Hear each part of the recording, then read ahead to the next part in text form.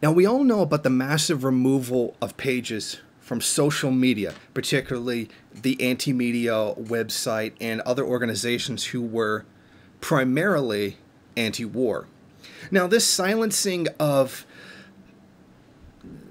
narratives that go against the mainstream, essentially challenging the lies that are perpetuated by the mainstream, have been targeted for a little while now. But now it's been a massive sweep of a lot of pages trying to silence a lot of voices. Now, it should be noted that one of the quote-unquote fact-checkers that's used by Facebook is the Atlantic Council, which is basically the think tank of NATO. So think about that. The North Atlantic Terrorist Organization is essentially the organization which decides what speech can be given and what can't. And wouldn't you know, it's primarily the anti-war voices, the anti-imperialist voices, whether they realize they're being anti-imperialist or not, are the ones that are being silenced. Now, of course, yes, I wasn't removed because I'm nowhere near big enough for them to even be concerned about. But I have noticed something interesting.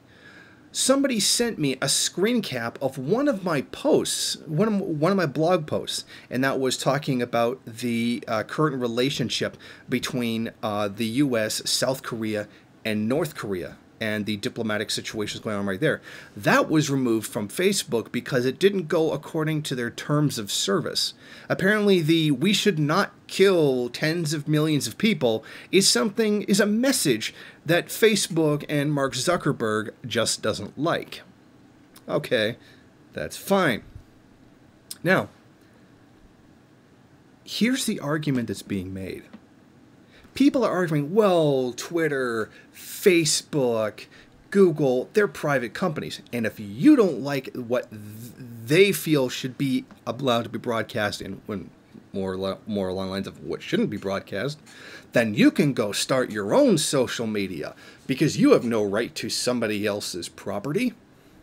And as a result, Steemit is one website that has appeared that is allowing much clearer voices to be broadcast, including Caitlin Jones is one particular anti-war voice, anti-establishment voice that has moved over to Steemit and seems to have done quite well with it. And I was considering possibly doing the same thing. Now, here's another dynamic that I think they're forgetting.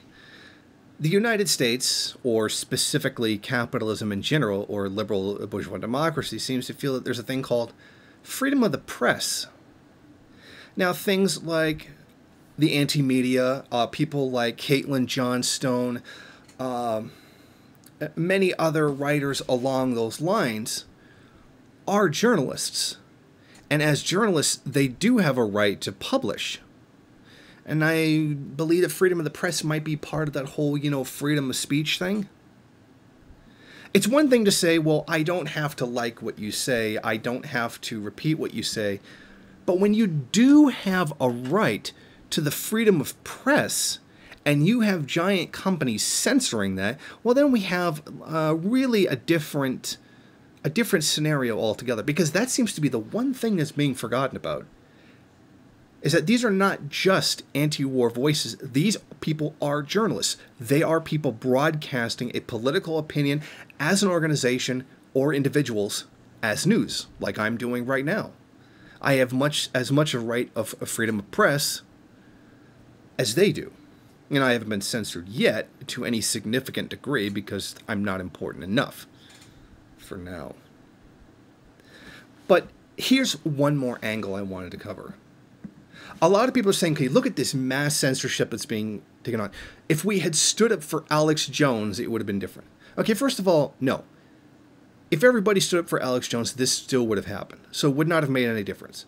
And I think that the thing that people are forgetting is that there is a big difference between censoring something like Mint Press News or Caitlin Johnstone and Alex Jones. Alex Jones is a lunatic. He's a psycho that attacks bereaving parents, claiming them to be actors. There is a difference between broadcasting a political opinion and bringing news issues that the mainstream isn't carrying and harassing people's families. Under no conception am I ever obligated to defend someone like Alex Jones. Okay, because he is not even a journalist. He's a nutbag. He's a very dangerous nutbag, and the people who follow him are dangerous nutbags. I don't feel like throwing myself on the sacrificial altar of Alex Jones to try to defend his quote-unquote freedom of speech. I mean, he's the great lover of capitalism. Capitalism didn't do anything wrong, and it can never be the fault of the system. There's no inherent flaws in systems whatsoever. It must be this great evil outside pervading influence, like the Jews or the space reptiles or the demons or Illuminati or whatever. So I think it's tremendously hypocritical on his part. I mean, it's not like he doesn't already have his own media empire anyway. But there is a very big difference between censoring someone like him and censoring someone like Mint Press News. I mean, come on. It's absolutely incomparable. That's like allowing one person to be able to criticize the government and the other person trying to put out some like really degenerate form of pornography. You know, they're not equal. Now, while speech may be free, not all speech is equal. Because this degenerate pornography is not. And it is not free speech. So when people are jumping on the anti-censorship bandwagon, which everybody should, I'm not criticizing that. Just keep in mind that not everybody is worthy of freedom of speech.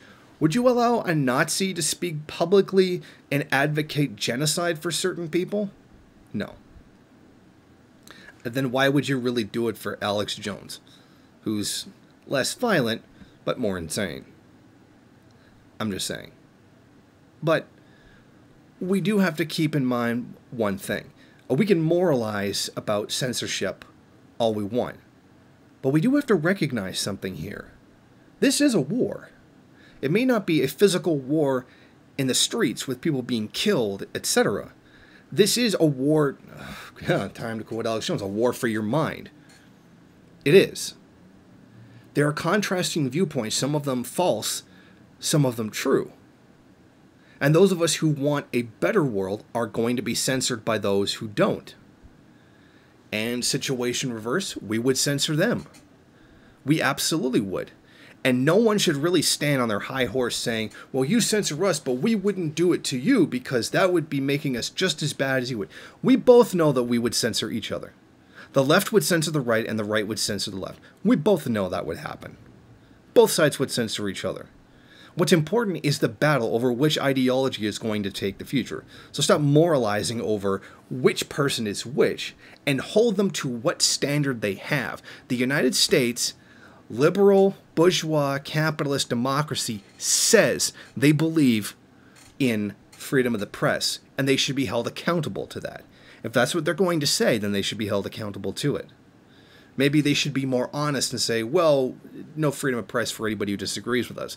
But that kind of thing that kind of statement would be very different, because it would be honest.